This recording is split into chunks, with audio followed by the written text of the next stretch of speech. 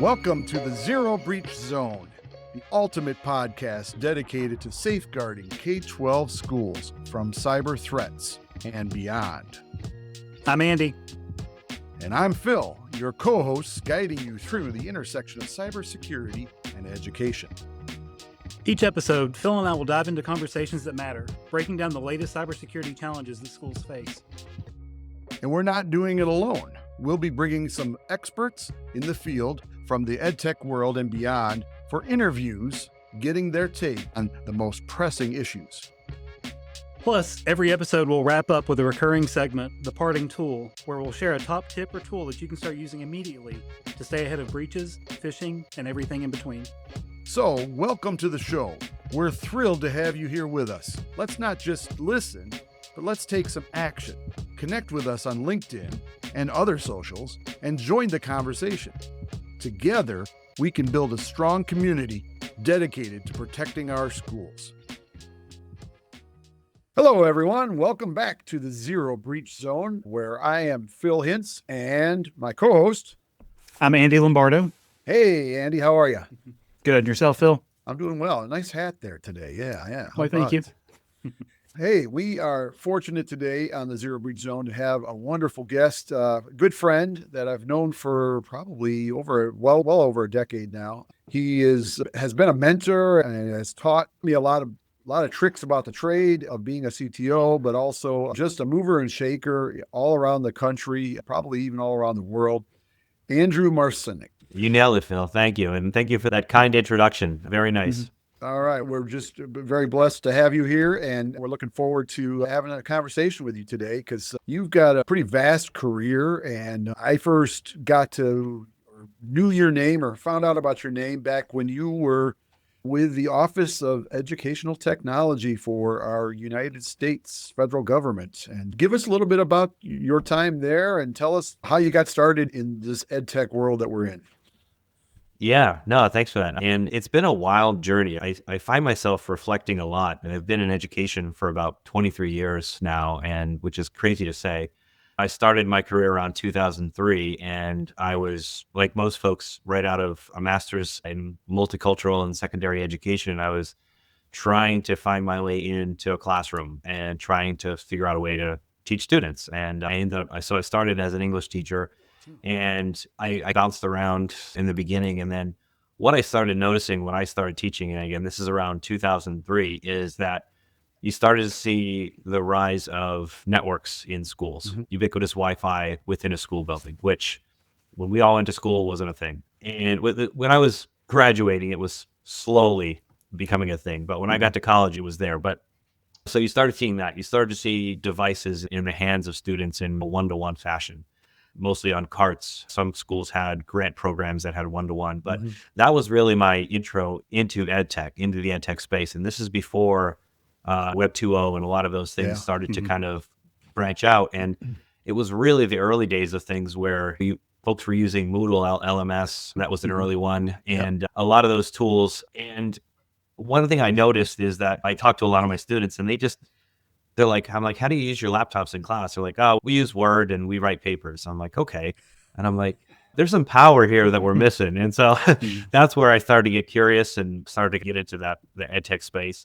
That led me into various roles where I was at Burlington High School in 2013. That was probably, I'd say, the kind of the pivot point in my career where I went from teaching to the EdTech IT administrator type of role and had been in that since for the last 13 years. And I had a brief, like you mentioned, Phil, I had a brief offer at the U.S. Department of Education, which was a wild experience for me. I had the joy of working with folks like Richard Collada and Joseph South, Zach Chase, Christina Stevens, and they just great mentors in the EdTech space and really learned a lot.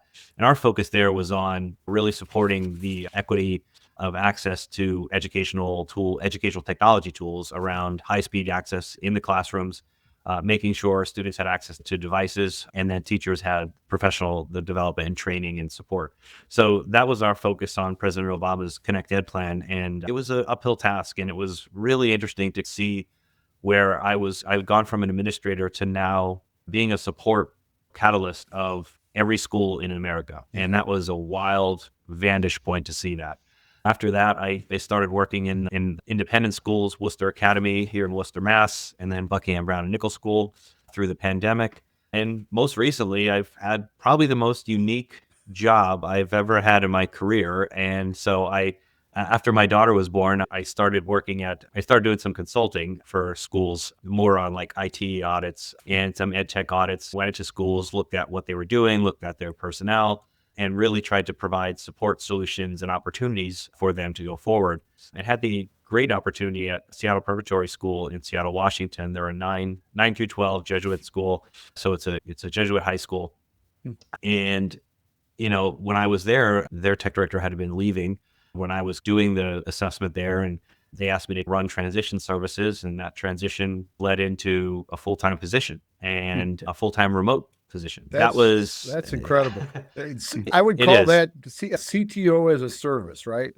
Yeah. You're proving this concept. I'm sure a lot of districts during COVID, during the pandemic, every CTO at that point was working remote. In some ways, a lot of times we were required to be in the school, coming in every day, even though the teachers could stay home and do their remote stuff. We were still keeping things up and running inside. So we weren't really as much as remote as you are living right now. So how has that been? And how, in terms of cybersecurity, since that's what we're about here in the podcast, how has that been to maintain a district literally across the country, from one side of the country to the other, and making sure that they have everything they need to stay cyber safe, and of course the planning of their tech and innovating over there remotely?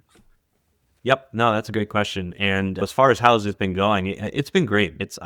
I meet with, and I think you mentioned the pandemic, Phil, and I want to just go back to that a little bit, because I think one of the unintended benefits of the pandemic, there was a lot of horrific things that happened during the pandemic, but one of the things I saw is we all learned how to communicate and work through a screen.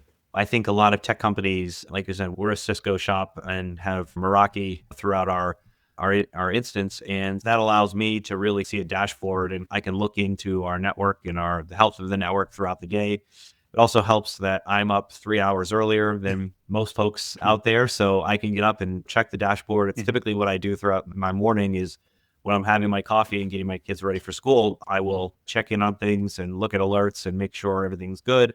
And more often than not, I can see if there's going to be an alert or if there's a vulnerability or something happening that particular day before a lot of those folks are even waking up. So it helps us have that. I'm living over here in my DeLorean in the future, and I'm able to, time zones are a funny thing. I think it's such a funny thing, but it allows me to do that. And I meet with my team regularly. We meet once a week. I meet with my supervisor.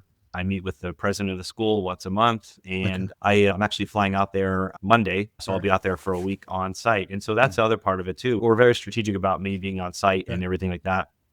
So what I try and do when I'm on site is my whole kind of philosophy around cybersecurity is like, you want to create a culture around it, because the one thing that cybersecurity is it's not convenient. It's sometimes not efficient.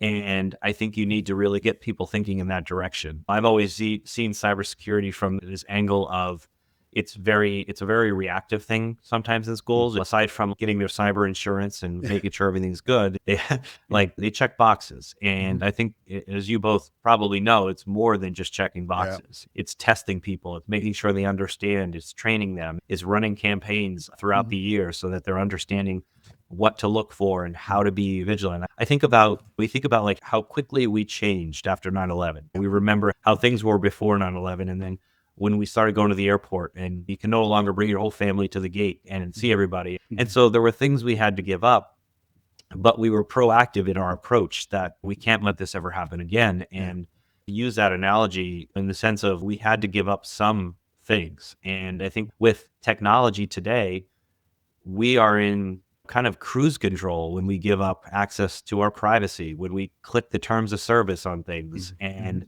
we sometimes, I tell people, like they want to live in this efficient mobile world where everything's connected and shared.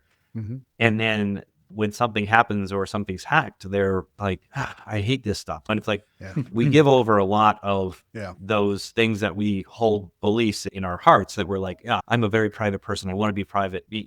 I see your pictures of your kids every day on Instagram, and I see the location tag, so I could come to your house any day. And I think that's what I mean when I say trying to create the culture around cybersecurity, not just within a school building, but within people's personal lives. Because I'm sure, Phil, being a tech director in a school, you've had people pull you aside and say, hey, I got this weird thing from a bank the other day, or the IRS sent me this. Is this real? And, and it's like, I think it's also training people for their personal lives and day to day. Yeah. I was going to say, as I've mentioned other times on our episodes, having a tool like Cybernaut helps and allows our teachers to easily click on the little squirrel and report what they think is suspicious. I still get emails, though, from our teachers the suspicious emails forwarded to me saying, hey, I'm a little leery about this. I didn't click on anything. I just wanted you to be aware of it. And I developed a canned response that I send back to the teachers already that says, hey, look, when in doubt, click on the squirrel. I said, if it was one of our campaigns, you'll earn acorns on the leaderboard. If it was a legitimate problem or threat email, then you've done your job to keep us safe as a school district and by reporting it. So it's a win-win situation. But I still get those forward. It's hilarious. But I have a quick funny story about that, Phil. I in the same boat where I get folks that will forward things to me all the time. And our school, a couple of years ago, I was there. They started using paperless post to send out invites to a holiday party or whatever. And all these people, remember the day they were sent out by the executive assistant and the head of school, I had, I don't know how many emails forwarded to me saying, hey, is this real? And I'm like, I just sent out a blanket email to the whole community. I'm like, yes, everyone wants you to come to a party. You should accept the invitation to the party. Like, you are loved. So it's like one of those things where it's like, but it's also, I think I got people got their antennas up. So it was a good kind of a moment for me. But sorry, Andy, you were going to say something. Go ahead, Andy. Oh, no, I was just going to say that I appreciate that you brought up culture, because when you talked about being in a position fully remote, working in that role, my first question was, how do you create that culture? What are the unique, because so much when you think about culture, you think about like that in-person rapport building trust, those kinds of things. How have you approached that from a remote point of view? Yeah, it's a great question. And it's one of the things that I will say, this isn't a perfect gig. Like, it's a great opportunity and I think it works well, but there are some challenges to it. And I think that's one of them. I try and be very strategic when I'm on campus, that I'm getting FaceTime with everybody I can. I'm walking around amongst the students. When I first came out there, they're saying like, we're trying to find an office for you. I'm like, go find an office for me. I'm not going to sit in an office. I'm not going to sit there and work on my computer. I'm going to be poking my head in classrooms, walking around, engaging with students. And so that's always been, that's something I learned from a good friend, Patrick Larkin, who is at the time was the principal at Burlington High School. And I remember Patrick was always like thinking these great wild ideas. And he was in the same boat. Like, he was a principal of a high school and he had his desk with his laptop.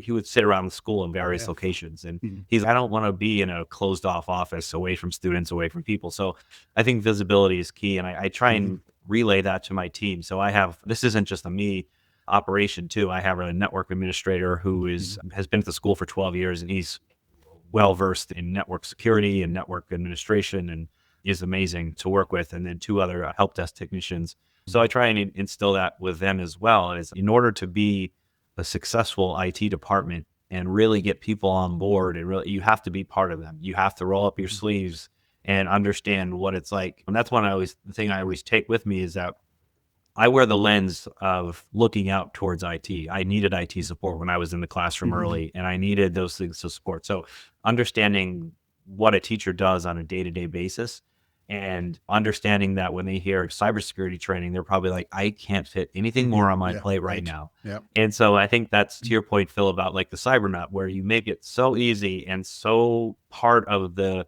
experience that it just becomes part of the culture. It becomes this gamified thing where you're getting these acorns and you're competing with folks. And I think it creates good camaraderie and culture in schools.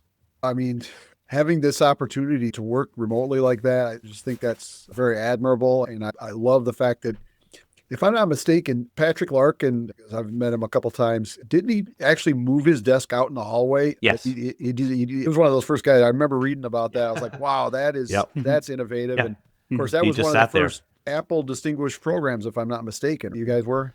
Yeah, that was 2013. So right when the Apple II, or sorry, the Apple II, iPad. not that far back. Jeez, when the Lisa came out. Yeah. Yeah. No, when the when the iPad 2 was launched, I had been writing for Edutopia at the time, and I connected with Patrick and the superintendent there, Eric Conti. They're still good friends of mine. Oh, And yeah. they had read some of my writing about one-to-ones in ed tech. It was all very new at the time. And they were like, where should we go with this? Should we get laptops? Should we look at iPads? And we ended up going with iPad 2, and it was a lot of learning in that rollout. But I remember Apple sent a whole, like a crew of a filming crew out to our school, and it was wild. And yeah, we were on Apple's website, and we were an Apple distinguished school, and it was awesome. I It was remember really great. that because that's what inspired Yeah. us in Gurnee, and to be able to do that and go one-to-one district wide and all with the iPad 2 was what came along at that time. And so that was made a huge impact on my career, but also my life and my focus on things. And that's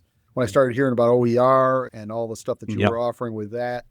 With you going to the campus there, and like you said, you're going to go next week and what have you. I know you see a lot of kids buried with their heads in devices these days, and that's been that way for the last decade in a lot of ways. Yeah. I know that has been a concern of yours. I know you've written a wonderful book just recently published on that topic of how students manage and balance their time, their face time in a device, but also their face time with their peers and their classmates.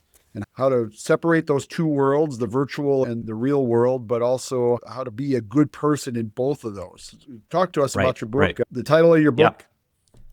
Yeah, Teaching Digital Kindness. There it it was is. July 4th, 2023. So it was the Declaration of Independence, and then my book, 248 years later. But it's always been a passion of mine. And I want to go back a little bit to kind of where this all kind of came from. It was around this idea when we were bringing iPads into schools in Burlington, and I was seeing how kids were just drawn to them. They were attracted to them. They were distracted by them. And Phil, our good friend, Adam File, always makes this great point of in what other industry do you call your consumers users and, drug dealers? And so there's no mistake in that these devices are geared and wired psychologically to hook us in and keep us there for as long as possible. And I attribute it to where I got this idea of digital health and wellness and digital kindness is like, I attribute it a lot to eating healthy. Like when you go to the grocery store, we are up against the odds of trying to find something that has, when our grandparents were alive, they were eating stuff that they knew where it was coming from. They knew all the ingredients and they could trace it back to the farm and that was in their neighborhood. We can't do that anymore. It's long gone. And so I think the similar thing is we have to make good choices like we do with our food with our technology. And that's one of the things where, so at Seattle Prep, we have a cell phone policy where we don't allow students to keep them out during the school day. They can have them. We didn't invest in Yonder pouches or anything goofy like that, which that's a whole other thing. I hope this isn't sponsored by Yonder. No, I've been I've been saying bad things about them in public places. I better pull it back. I'm going to get sued. But no, it's not punitive in that sense where it's giving the kids responsibility to say, hey, keep your device out or away during the school day. After school, go to it, whatever you want to do. And what I've noticed is I see kids interacting more. I see kids engaged more on the quad, and we have a small campus, but they have a quad. And when I'm out there in the summertime in nicer weather, kids are they're talking, they're engaged with each other. You don't see this like whole thing of kids going down on the screen. And that's the important part. And the book was written not so much for that. The book was written to say, hey, if we're going to ban something, we need to teach kids how to use it.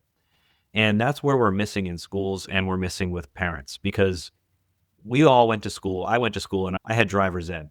And I had a part of my health curriculum. So half the semester I would have gym and other half I would have driver's ed when I was a sophomore. And it wasn't like one of the students went out, got in a car wreck, and we all of a sudden banned cars for kids at 16. We ramped up programs. We had driver's ed, we had things required, we had regulations, we had all this stuff.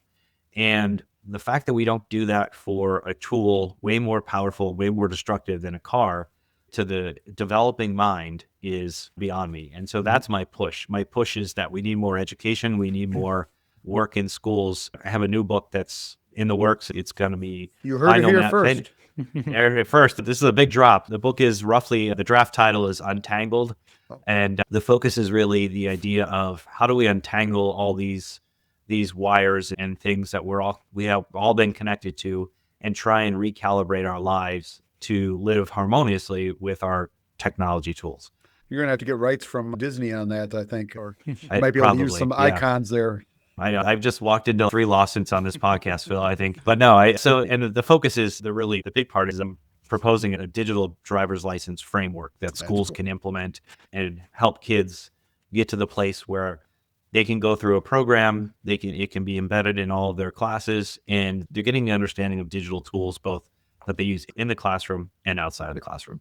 What a great place to add cybersecurity component to that driver's license. That's, to use your analogy there, you had your simulators, you had your behind the wheel time, and then you actually went out on the road with the driver's ed instructor next to you with their foot on their extra brake that they had. And this would be one component of that driver's license, that's a cyber license, if you will. And you're right, Phil, because I think a lot of the research I've done for this book and a lot of the work I've looked into, unfortunately, in a lot of this research, you have to see the negative side of things, and you see the tragedies that happen as a result of this. And one of the biggest things that is never talked about, I don't think it's talked about in school, is this idea of sextortion within like the kids getting access to this, and then right away, and I've seen what these things look like. I've seen it from people I know that have gotten them, and it's deep fakes too, and all that. Yeah, I have exposed pictures of you. If you don't give me $400 immediately, they're going to go out to the internet, and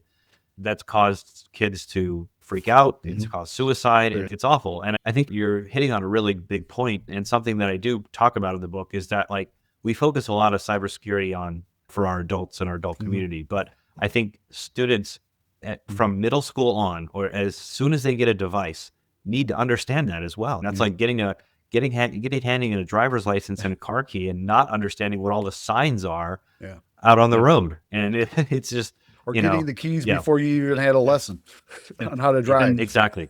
And that's one of the things that Phil and I talk about a lot when we present, is about the idea that a lot of times in schools, citizenship falls into this category of embedded in the curriculum or infused in other places where you can say that you've done it, but there's not really anyone accountable for doing it. So I really like the idea of an accountability framework, like you're mentioning, that kind of intentionally inserts that. Exactly. I used the example a couple of weeks ago with somebody. I said, when I was in high school, we had all this SAD programming, right? It was like, or Mothers Against Drunk Driving. Yeah, all those things. It would have been like, we're doing all this programming, yet the high school cafeteria has a bar.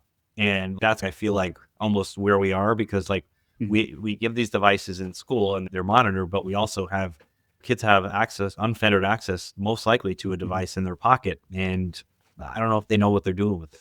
Yeah. I was talking to somebody at FETC. They had, similar to what you were talking about with the cell phone, not really banned more responsible use of that cell phone during the school day.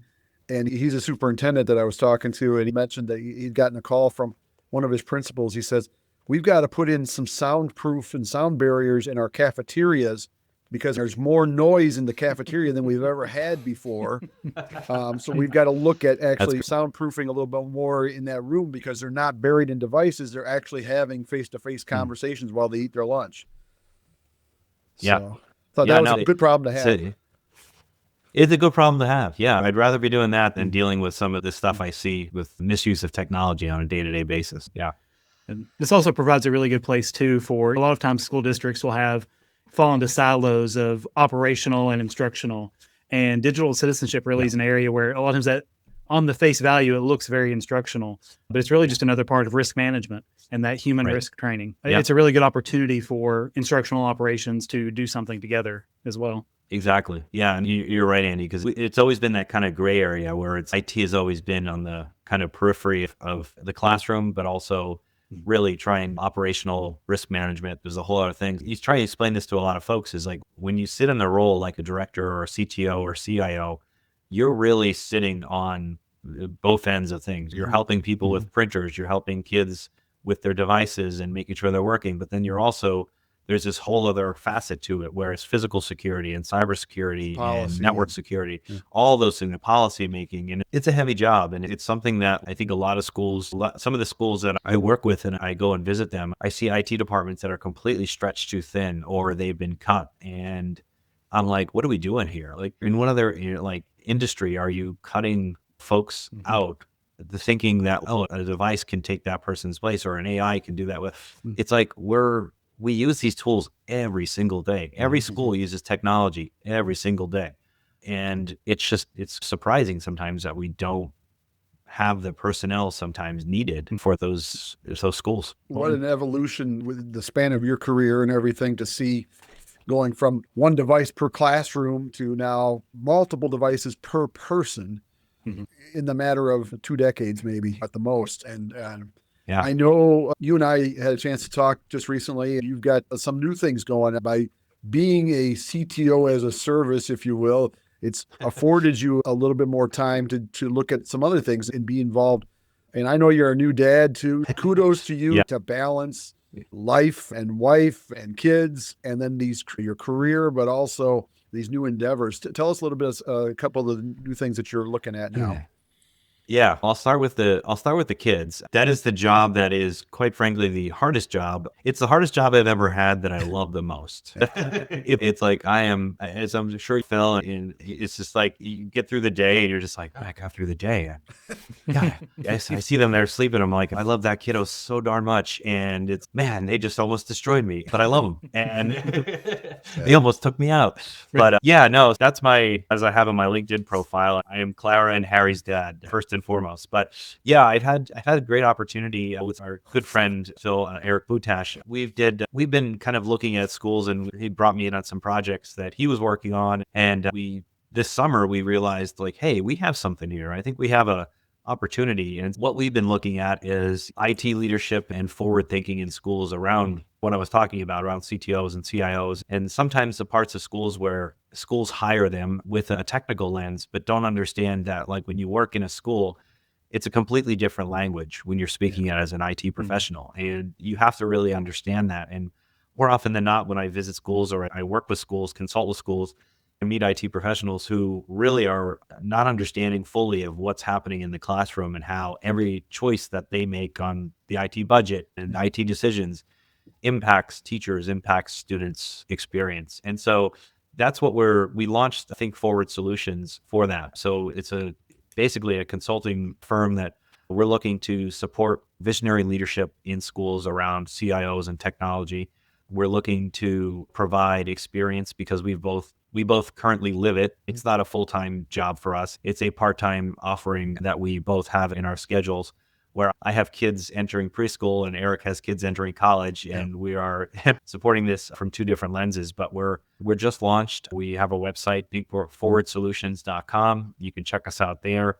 Happy to start conversations. And we also do work with CTO searches for schools. So really looking at, I think that's one of the parts schools struggle with, at least my own experience. What do you need? What are the expectations? What are the qualifications needed? Like Andy, you were saying a little bit ago, that idea from, you have this spectrum of a day where your day as a CTO could go anywhere from cybersecurity to the idea that I can't get Canva to work on a student's laptop. And so that's a big, broad spectrum of work. Risk management, security, physical security, cybersecurity, all those things. And so really looking at the whole picture of a CTO when you bring it into school so that they understand how to speak the language of a school. And then the other one is a project I was brought in on, again, another part-time kind of gig so it's a school amplified AI. And this is really from an operational lens of really trying to streamline and create efficiencies around communications and district operations. So imagine coming to your son or daughter's school website and you're met with someone who is an AI, a person on the webpage, and that person will be able to say, like, hey, when's the volleyball game today? And what are the menu items? And that you basically just get a full response. You can do it in a little kind of chat thing on the side, or you can actually speak to a AI bot in the form of a human. And the other part of it is also one of the biggest struggles with, I think, district communications is getting out information on social media, newsletters, updates in policy, things like that. people don't read newsletters as much as they used to. So having something where, if there's a change in policy, you could have that as part of the AI when you come to the website and you're met with the AI, and you could have that conversation with it. The other part it would do is if, you're a principal or you're a superintendent and you're out at the volleyball game and you got some really cool pictures and you want to put together a social media post, you can put in a few taglines, add a few pictures, upload them, and then the AI will build out some options similar to Riverside, where that kind of, you can build out get the really cool clips and you get the really cool options. And so the AI will build it out, and then you can have those generated and ready to post within seconds. And so it's just really taking some of the challenges that district superintendents, communication directors have, and trying to streamline those in more efficient ways by using AI, by building this brain that schools would have to feed information to.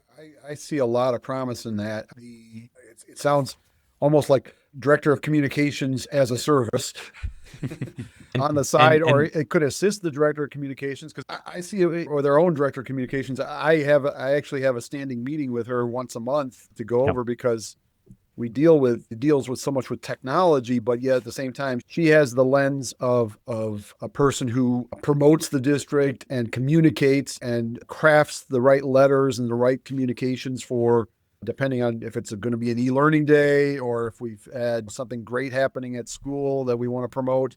She's constantly doing that, using a lot of technology to do that. And our front-facing parent meetings that we have with different organizations. Right.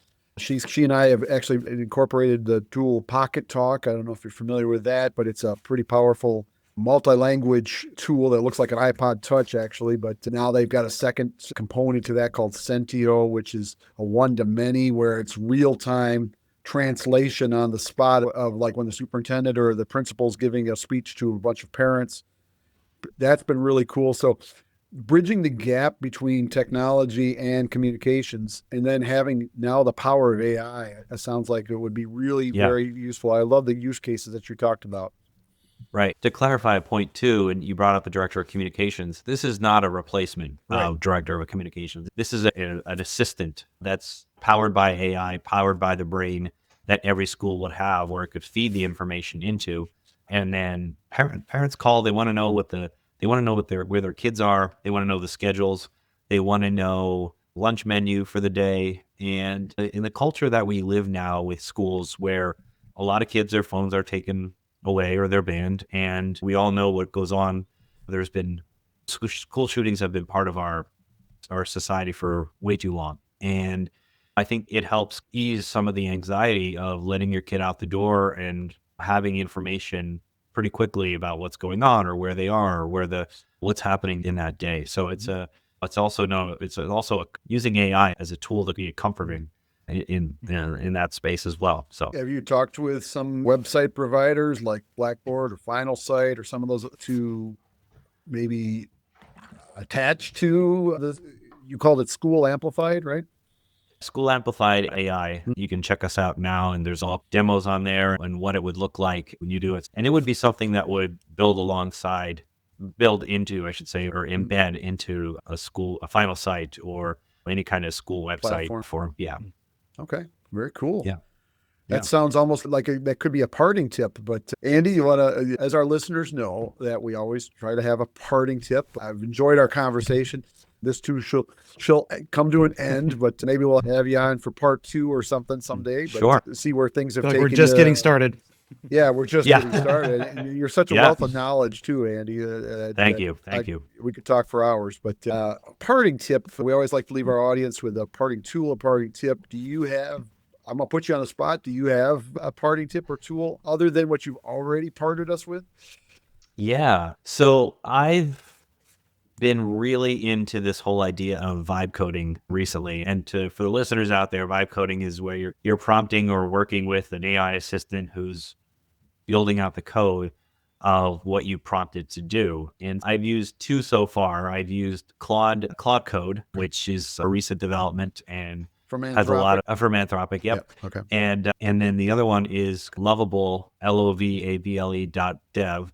And it's just a website that you can build any kind of website you want. And you can actually prompt it and say, hey, what are some challenges out there? I want a quick revenue stream of this and that. And I learned about it. I was talking with a guy when I was out in Santa Monica back in October, and I was working with a school out there, and I met with this guy after, and he was like on the ground floor of Snapchat, and he was retired from his IT tech work, and he worked at Google and all these things, great mind, engineer.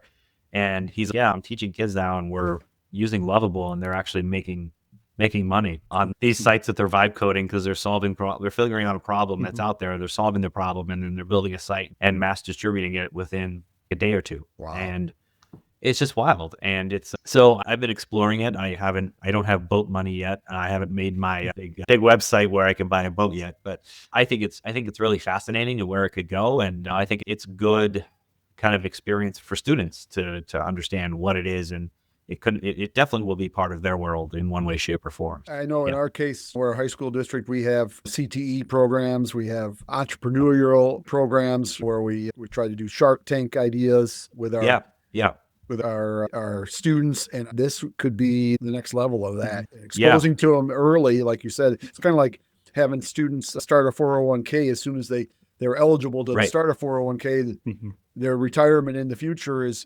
giving them that tool or that mechanism that could provide for them down the road.